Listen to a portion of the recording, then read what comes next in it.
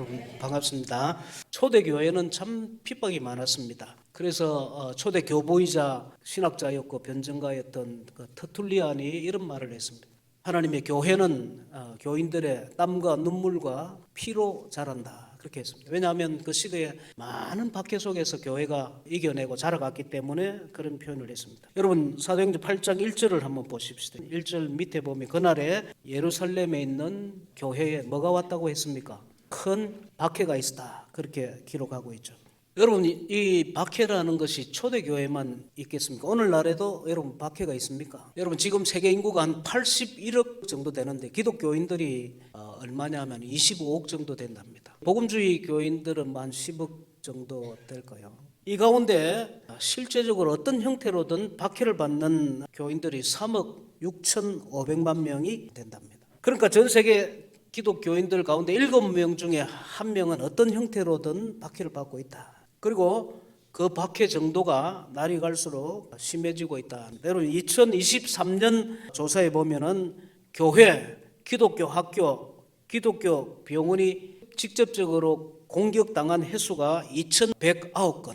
교회가 불타거나 공격을 당하거나 기독교 학교, 병원 같은 것이 공격당한 횟수가 2,100건이었다. 가장 최근 통계는 2024년에 통계를 냈는데 14,700건이 생겼다. 다시 말하면 작년에 비해서 올해 박해 지수가 훨씬 높아서 7배 정도 증가했다. 그리고 기독교인들에 대한 직접적인 구타 얻어맞는 거 있죠. 그게 29,411건에서 2024년 조사에서는 42,849건으로 증가했다는 것입니다. 그러니까 우리가 알지 못하는 가운데 실제적으로 오늘날에도 크리스찬들에 대한 박해는 여전히 존재하고 날이 갈수록 심해지고 있다. 이에 비하면 우리 한국 교회는 참 평안한, 지금 뭐 교회 간다고 잡아가거나 예배 드린다고 뭐 핍박하거나 예수 믿는다고 두들겨 패거나 뭐 공격을 하거나 교회가 불타거나 이런 게 없지 않습니까? 그런 면에서 우리가 참 감사한 일이죠.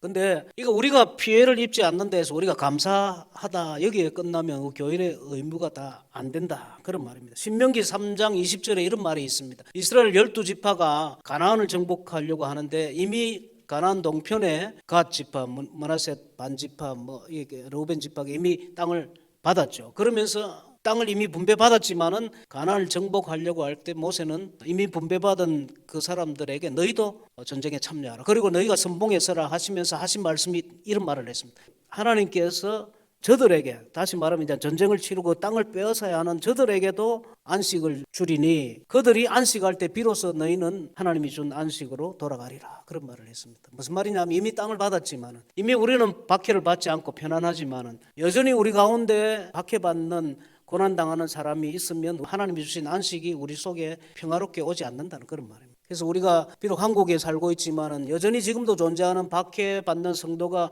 이 세상에 있다는 것을 우리가 알면 우리가 마음으로 그들을 향해서 기도하고 지금도 선교하고 선교사를 보내고 공동체로서의 업무를 다할 때 비로소 하나님이 주시는 안식이 우리 속에 있다는 그런 말이죠. 그래서 다시 말하면 우리가 핍박받는 형제를 위하여 기도하고 핍박하는 나라를 위해서 우리가 선교를 해야 된다. 지금도 그런 말입니다. 핍박이 예루살렘 교회에 왔는데 어떤 핍박이 왔느냐 한번 3절을 보겠습니다. 같이 읽읍시다. 3절 시작. 사울이 교회를 잠별할 새 각 집에 들어가 남녀를 끌어다가 옥에 넘기니라. 핍박이 왔는데 옥에 갇히는 그런 어려움이 있었다. 여러분 옥에 갇힌다는 것이 제가 선교지 가니까 실제적으로 이게 피부에 와닿더라고요. 특별히 말레이시아 가니까 예수 믿는기 때문에 진짜 옥에 갇히더라고요. 인도네시아는 이슬람 국가입니다. 그 나라에는 이슬람법으로 무슬림 아이들을 전도하지 못하게 되어 있습니다. 그런데 어느 날 주일학교 교사 2사람이 그 동네에 뛰노는 이슬람 아이들을 바라보면서 무슬림 아이들 보면 마음에 너무 아픔이 있었던 거예요. 그래서 기도하는 가운데 하나님이 주신 그런 마음으로 그 아이들에게 다가갔고 전도하기 시작했고 그 아이들을 교회로 인도했고 그 아이들이 감동을 받아서 교회에 와서 교회를 다니기 시작했습니다. 그런데 이것이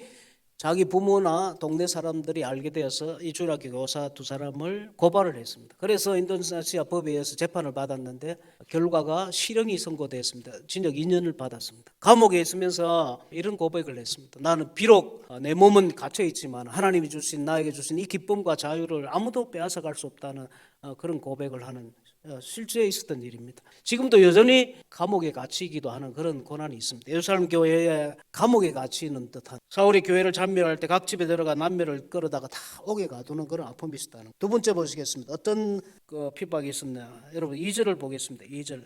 경건한 사람들이 스데반을 장사하고 위하여 크게 울더라. 여러분 울었다는 얘기는 여러분 아픔이 있다는 얘기고, 이 말은 교회가 세워지기까지 흘리는 눈물이 있다는. 여러분 가정이 믿음으로 온전히 서기 위해서는 엄마의 눈물이 있어야 하고 부모의 눈물이 있어야 하죠. 눈물을 흘린다는 것은 여러분 아픔이 있다는 말이고 희생이 있다는 그런 말입니다. 우리 선교사 가운데 한 가정이 카자흐스탄으로 갔습니다. 그리고 열심히 전도를 하고 젊어가서 그곳에 교회를, 여러 교회를 세웠습니다. 노회를 막 만들어야 되지 않느냐 할 만큼 교회를 열심히 세웠습니다. 그런데 어느 날 사모님이 병을 얻었습니다. 그리고 병이 짙어갑니다. 그러면서 하나님 앞에 마지막 이런 기도를 하고 주님 품으로 갔습니다. 자기가 마지막 쓴 글에는, 하나님 내가 화려하거나 아름답지는 않지만 그래도 하나님 앞에 곧게 서 있는 은빛 갈대같이 주님 앞에 서기를 소원합니다 하고 다시 회복을 달라고 기도했지만, 하나님께서는 그 살아난 사모님을 불러가시고, 그 선교사는 지금도 남아서 홀로 남아서 선교 사역을 하고 있습니다. 그 개인의 아픔이죠. 눈물이죠.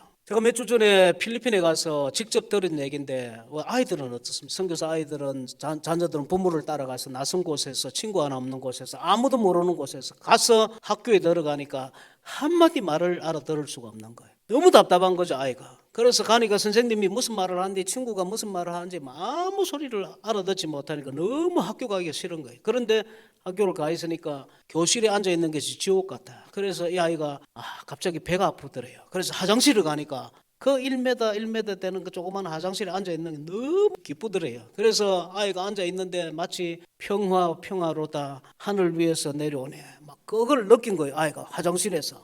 화장실 너무너무 좋은 게, 막 선생님도 필요 없고 친구도 막 말할 필요도 없고 막 혼자 있으면 너무 좋아. 그래서 돌아오면은 또 배 안 아프나, 배 아프면 좋겠다 그런 생각만. 그 다음날 학교 가서 오늘 배 아프면 좋겠다.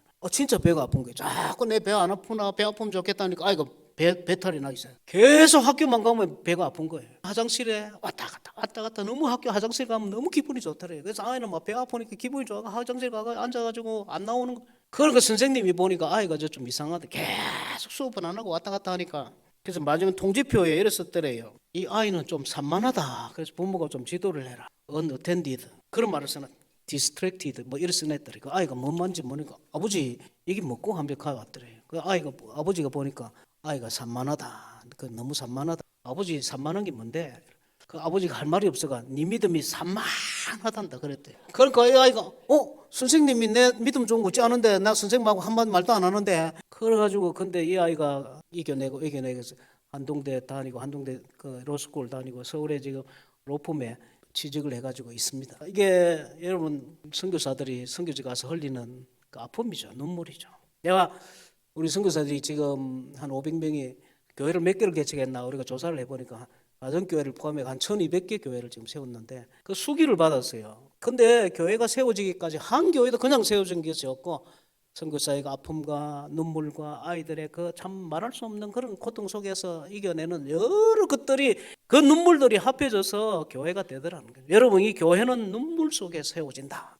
누군가가 눈물 흘리고 기도하는 그 속에 세워진다는 것입니다. 그리고 이런 핍박이 온 결과가 어떻습니까? 1절 하반절에 보면 사울은 그가 죽임 당함을 마땅히 했더라. 그날에 예루살렘에 있는 교회에 큰 박해가 있어 사도 외에는 다 유대와 사마리아와 모든 땅으로 어떻게 했다고요? 흩어졌다. 어떻게 됐다고요? 여기 흩어졌다는 말이 뭡니까? 저도 이게 선교지가 아니게 진짜 피부로 와닿다.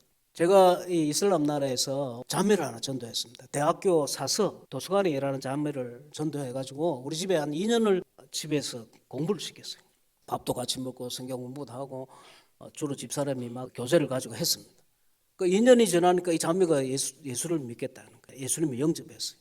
그래서 제가 세례를 줬습니다. 세례를 줬는데 바깥에 나가 세례 줄 곳이 교회가 없으니까 세례 줄 곳이 없어서 풀장을 빌려가지고 세례를 줬습니다. 그래서 어떤 핍박이 와도 어떤 일이 생겨도 주님을 배반하지 않겠느냐 이런 문답을 막 했어요. 그러니까 그걸 하겠다. 그래서 세례를 주고 사진도 하나 찍지 않고 세례를 줬습니다.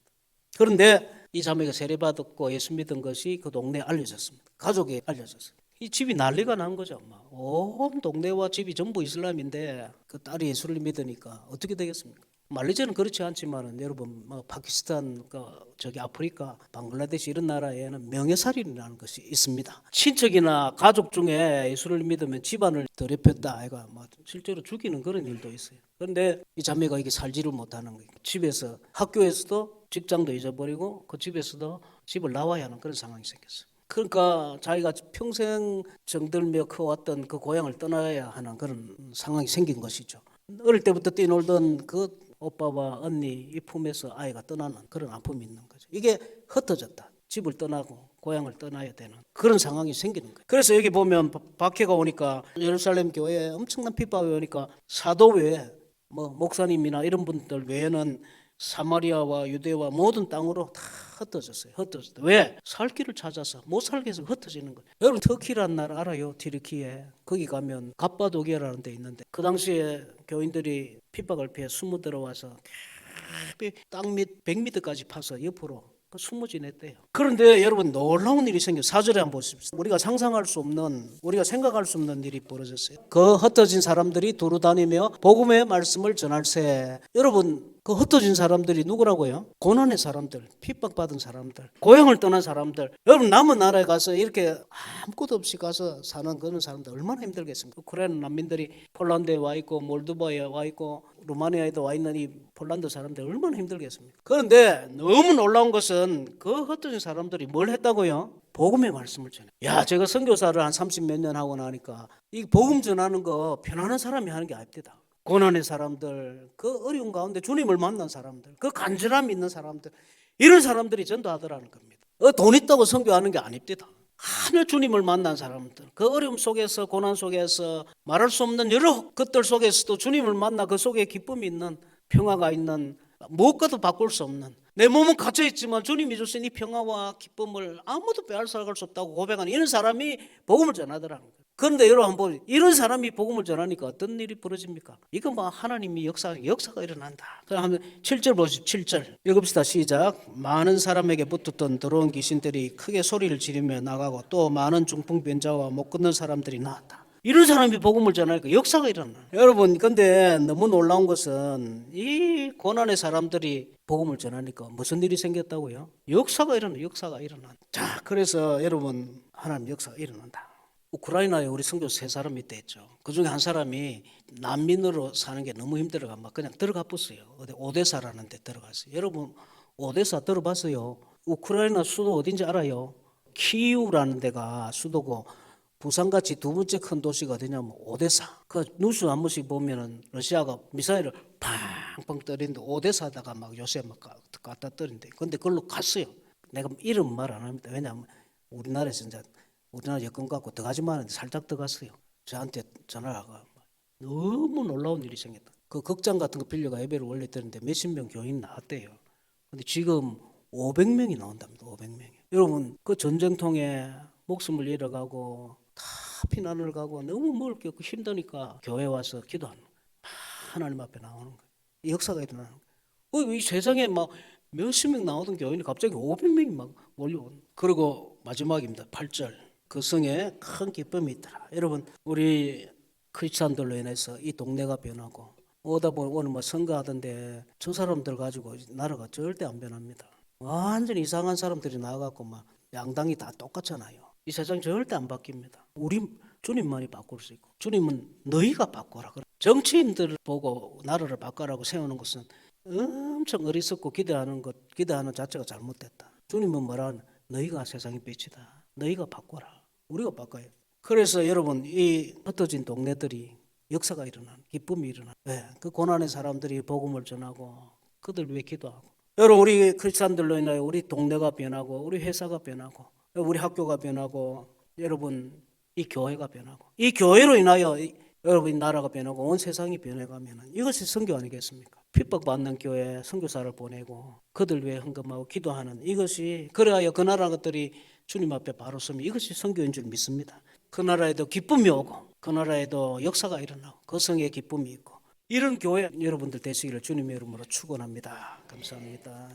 우리 주 예수 그리스도의 은혜와 하나님 아버지의 크고 크신 사랑과 성령의 인도하심과 충만하심과 축복하심이 남은 생을 주의 나라와 교회와 복음을 위하여 살기를 소원하는 사랑하는 우리 잠실 중앙교회 성도들 머리 위에와 오늘도 온 세상에 흩어져 하나님의 말씀을 전가하는 우리 KPM 선교사들 머리 위에 이제로 영원토록 함께 있을지어다. 아멘.